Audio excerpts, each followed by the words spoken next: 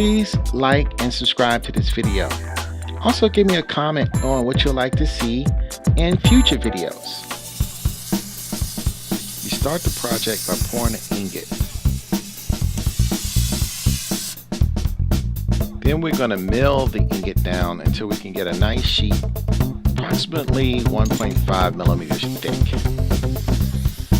As you're milling the metal down to the proper size, every so often you should stop to anneal so that the metal won't crack and become damaged.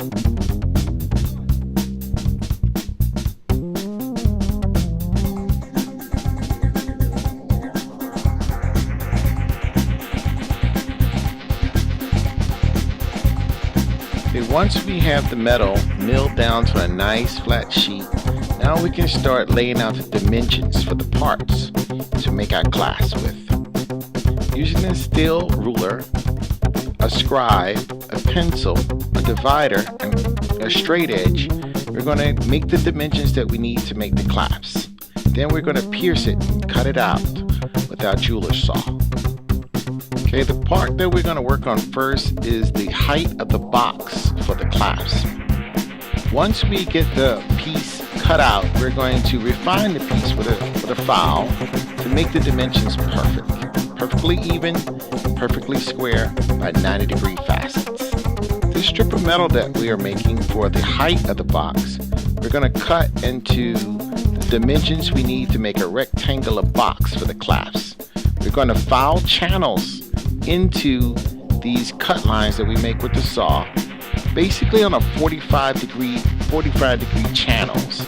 Then we're going to bend the channels to make our perfectly 90-degree box.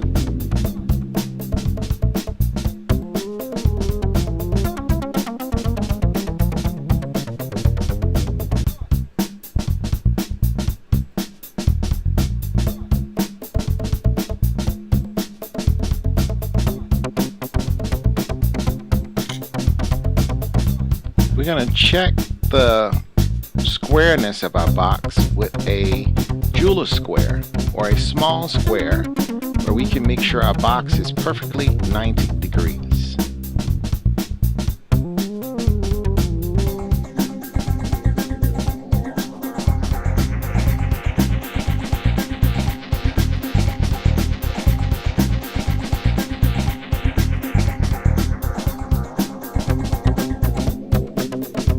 Now we're going to solder those 90-degree corners we made for our box to make sure they're nice and strong for our next step.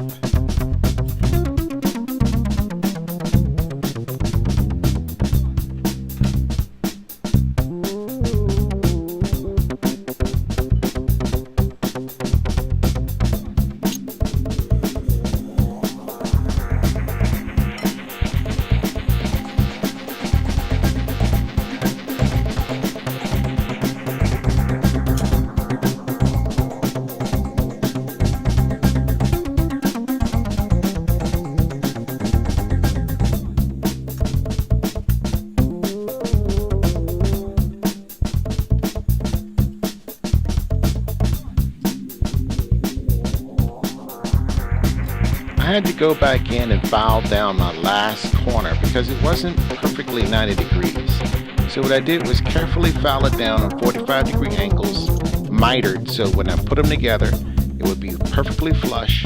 Now I'm going to solder that last corner together, which is pretty much on 90 degrees right now.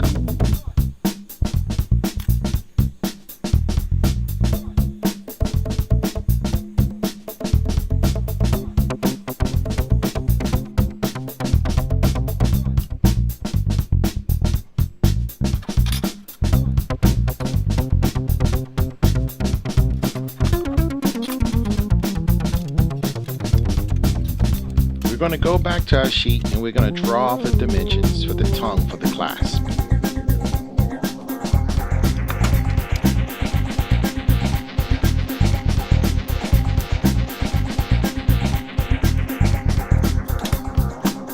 We're going to file the tongue down nice and straight so that it's perfectly 90 degrees square.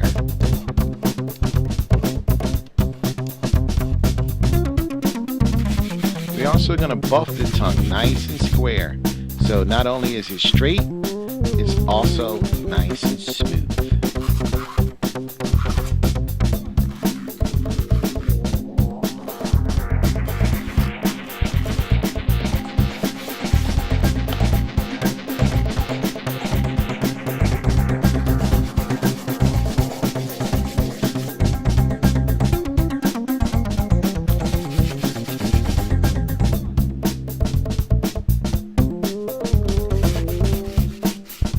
We're going to file out the slot where the tongue is going to fit into the box. We want to very carefully file out the perfect dimensions so that the tongue fits into the slot absolutely tight and perfect.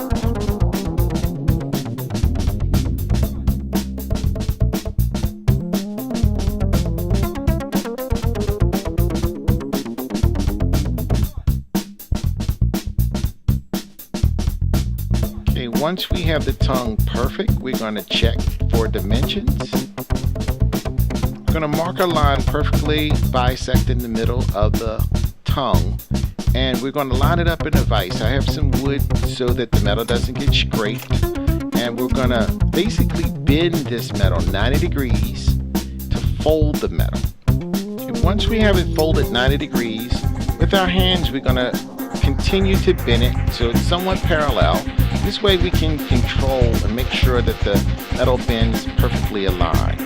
Then once we get it aligned nicely, we're going to put it back into the vise and press it flat.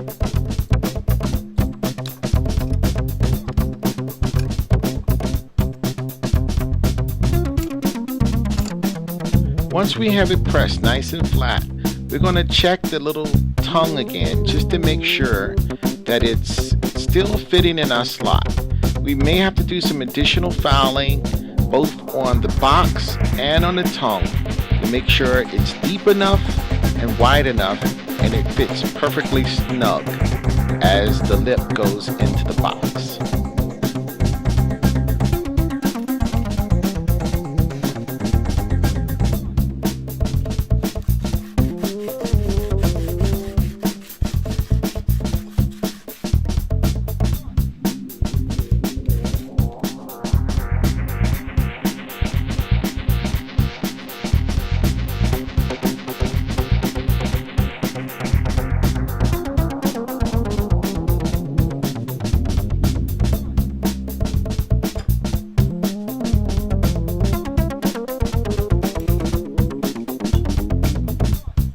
A tight fit here is preferred over a loose fit, so be very careful with your filing and buffing when you're adjusting the shapes of the slot and the tongue.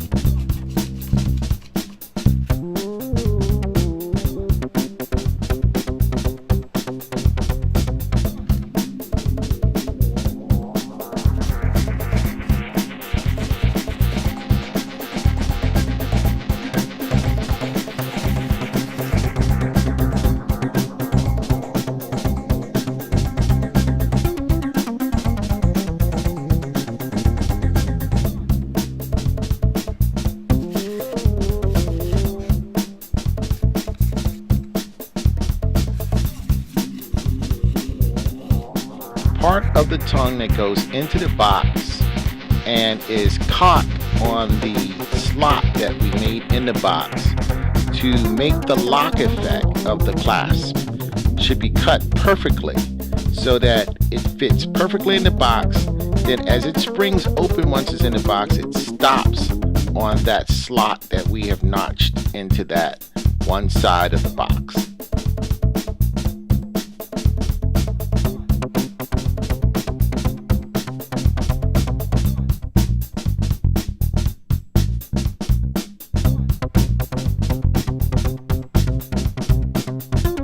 we're going to cut the rectangle for the top plate.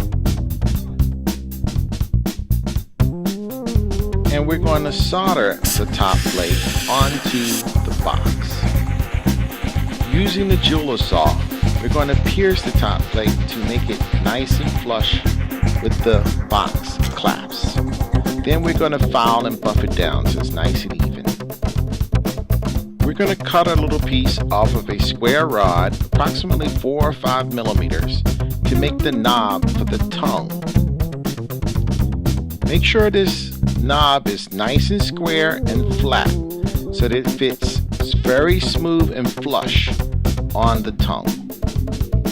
What we're also going to do is file a notch into this tongue so that it kind of hangs over the edge of the lip. So it's going to be an L shape so it actually fits on the edge of the tongue.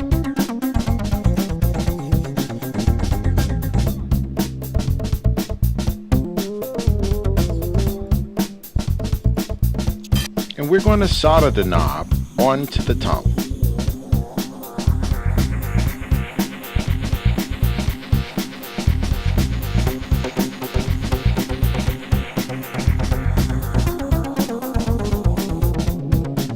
Now we're going to cut out a rectangle for the bottom plate.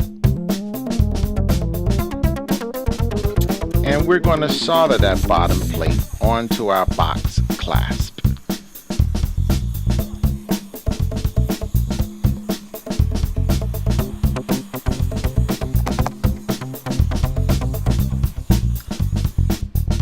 On the side of the clasp with the slot, we're going to file it down with the jeweler saw to make sure it's nice and flush.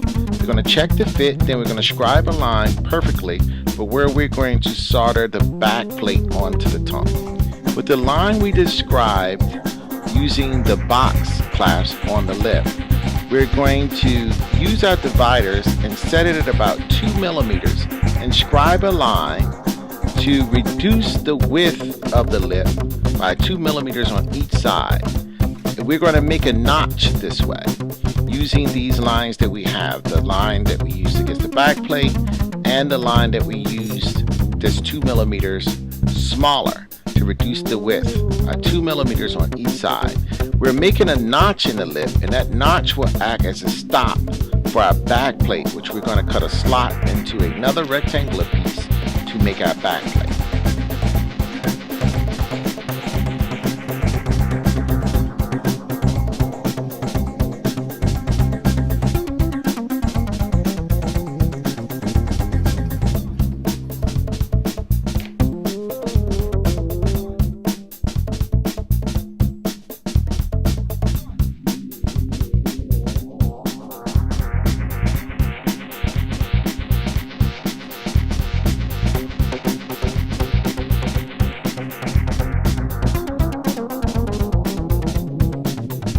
Okay, once we refine our lip and we have the width of the lip, we're going to transfer that dimension onto a back plate. We're going to drill a hole into the back plate and cut a slot perfectly fitting that lip. I forgot to film drilling the hole and cutting the slot into the back plate. And also I neglected to film pushing the lip through the slot. But right now we're going to solder the lip that is pushed through the slot to the back plate.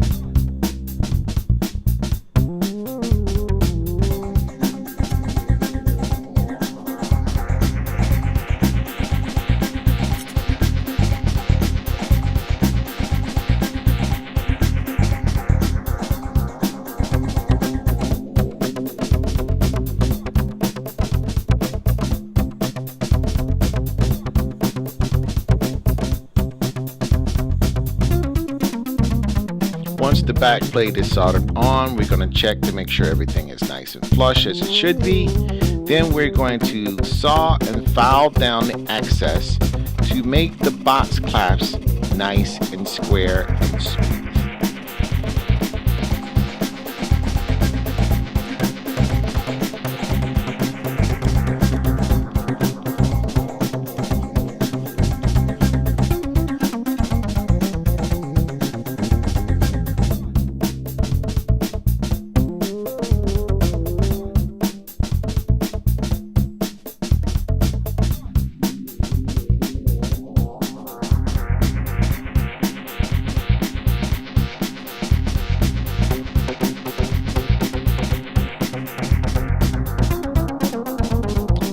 once we have the box to its final dimensions, now we can transfer those dimensions onto the back plate, cut that down to make it even with the box clasps. Some refinements can be done to the lip to make sure it goes in nice and smooth but still very snug.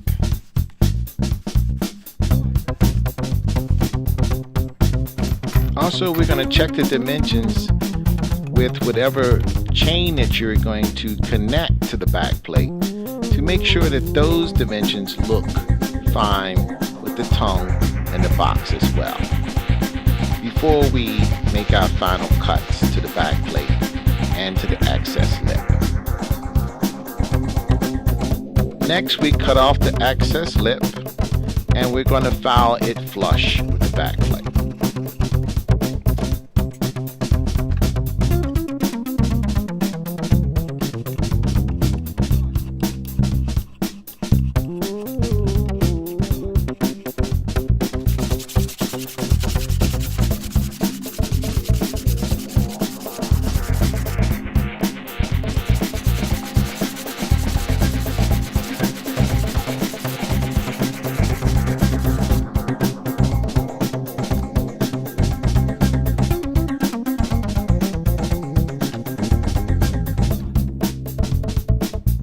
Please like and subscribe to this video.